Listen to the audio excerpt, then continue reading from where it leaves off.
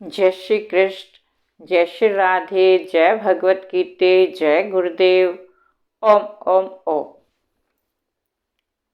आशीर्वाद भगवत गीता जी के द्वितीय अध्याय श्लोक 14 का सरल भावार्थ। मात्रा स्पष्ट कौन्ते शीत उक्षण सुख दुखदा आगम अपायने अनित्या तान तितिक्षवे भारत। हे अर्जुन, इंद्रियों और विषयों के संयोग से उत्पन्न होने वाले ये जो सुख दुख हैं,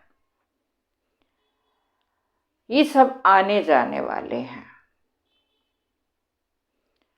क्षणिक हैं, निरंतर रहने वाले नहीं हैं। इसलिए हे अर्जुन, तो इनसे उत्पन्न होने वाले जो सुख दुख हैं, अनुकूलता प्रतिकूलता है, इनके वेग को सहन कर। इस श्लोक के अंदर भगवान अर्जुन को संसार की जो वास्तविकता है उससे अर्जुन को साक्षात करवा रहे हैं।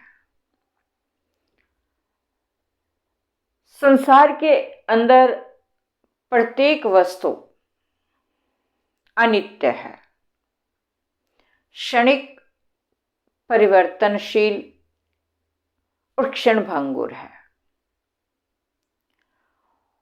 और जो संसार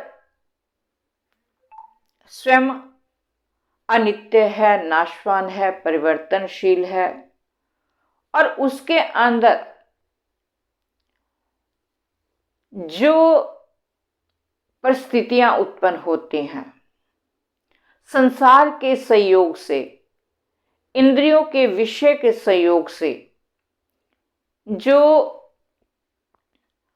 द्वंद्व उत्पन्न होते हैं, कभी सुख कभी दुख, अनुकूलता प्रतिकूलता, शीत उष्ण, अनेकानेक द्वंद्व जो उत्पन्न होते हैं, वो भी निरंतर रहने वाले नहीं हैं।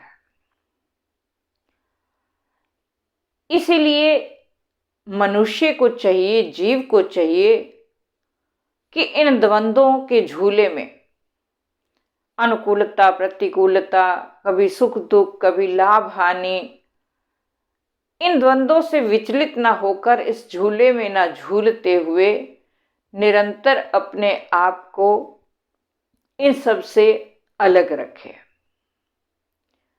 अक्सर क्या होता है कि जीव अनुकूलता में तो एक अत्यंत सुख की अनुभूति करता है। जब सब कुछ उसके अनुकूल रहता है तो जीव निरंतर निरंतर सुख अनुभूति में रहता है। लेकिन वहीं दूसरे स्थान पर अगर स्थितियां कुछ प्रतिकूल हो गई तो जो अनुकूलता में सुख अनुभूति थी वो तत्काल उसी क्षण दुख अनुभूति में बदल जाते हैं। तो संसार में जो मनुष्य का जीवन है, पूरा का पूरा जीवन इसी द्वंद्व में, परिस्थितियों में बीत जाता है। कभी सुख है, कभी दुख है, अनुकूलता में अत्यंत सुखी, फूला नहीं समाया, और प्रतिकूलता में अत्यंत विचलित, मनोस्थिति भी विचलित, जीव का बुद्धि स्तर भी विचलित, सब कुछ विचलित हो गया। तो इसीलिए अर्जुन को भगवान समझा रहे हैं कि इन विषय से, इंद्रिय विषयों से, स्पर्श से, जो इंद्रिय के विषय हैं, स्पर्श भोग रस आदि, इन विषयों से जो द्वंद्व उत्पन्न होते हैं, इनके संयोग से जो जीव को अनुकूलता प्रतिकूलता, सुख दुख आदि, राग द्वेष आदि जितने भी द्वंद्व होते हैं ये टिकने वाले नहीं हैं, ये निरंतर रहने वाले नहीं हैं, आने जाने वाले हैं। तो इनके वेग से जीव को सावधान रहना चाहिए।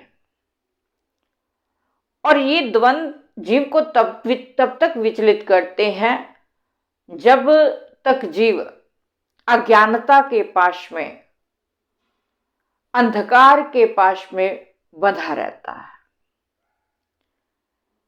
जब ज्ञान का प्रकाश होता है तो अज्ञानता रूपी अंधकार नष्ट हो जाता है। तब जीव को कोई भी द्वंद्व, अनुकूलता, प्रतिकूलता, कुछ भी सुख दुख आदि विचलित नहीं करते। जीव एक सहज स्थिति को प्राप्त हो जाता है। तो हमारे दुख का जो मूल कारण है वो हमारा अज्ञानता रूपी अंधकार ही है, हमारा भ्रम ही है। और इस भ्रम को, अज्ञानता रूपी अंधकार को ज्ञान के प्रकाश द्वारा ही दूर किया जा सकता है।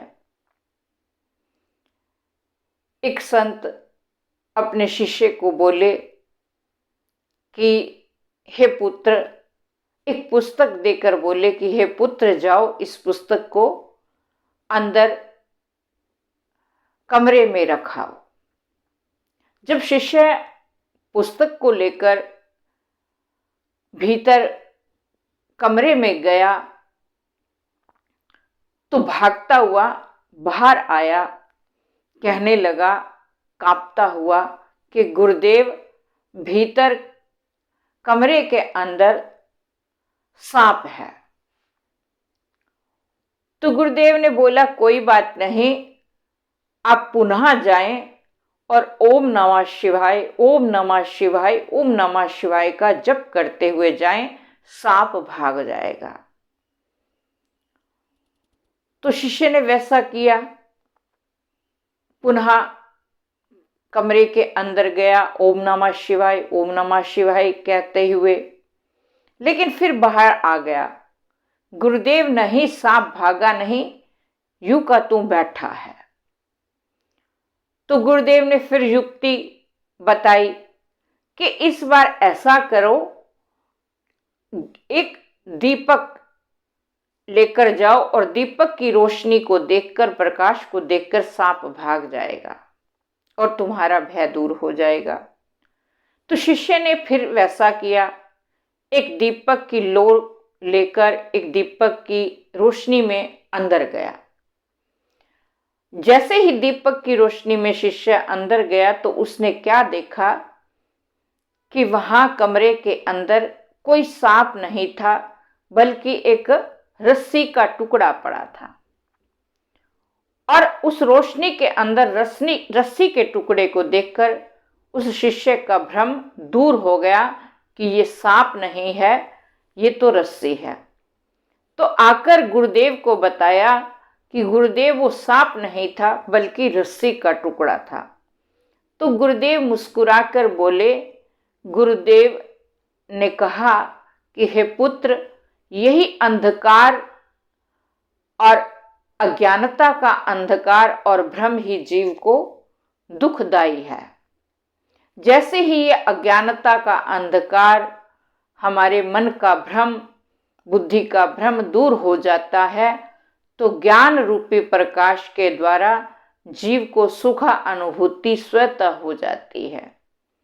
तो ठीक इसी प्रकार संसार के अंदर इंद्रियों के विषय भोगों से, स्पर्श से उत्पन्न होने वाले जो अनुकूलता प्रतिकूलता है, सर्दी गर्मी है, सुख दुख है, ये भी निरंतर रहने वाले नहीं हैं। ये केवल हमारे एक मनोकल्पित भ्रम है। जब ये भ्रम दूर हो जाते हैं तो जीव को पता चल जाता है कि ये निरंतर रहने वाले नहीं हैं, क्षणिक हैं, आने जाने वाले हैं। तो जीव का जो मन है, बुद्धि है, वो स्थिर हो जाती है। फिर संसार की कोई भी द्वंद्व, कोई भी प्रतिक्रिया उसको विचलित नहीं कर पाती वो अपने आप में एक सहज सुख अनुभूति का अनुभव करता है। जय श्री कृष्ण।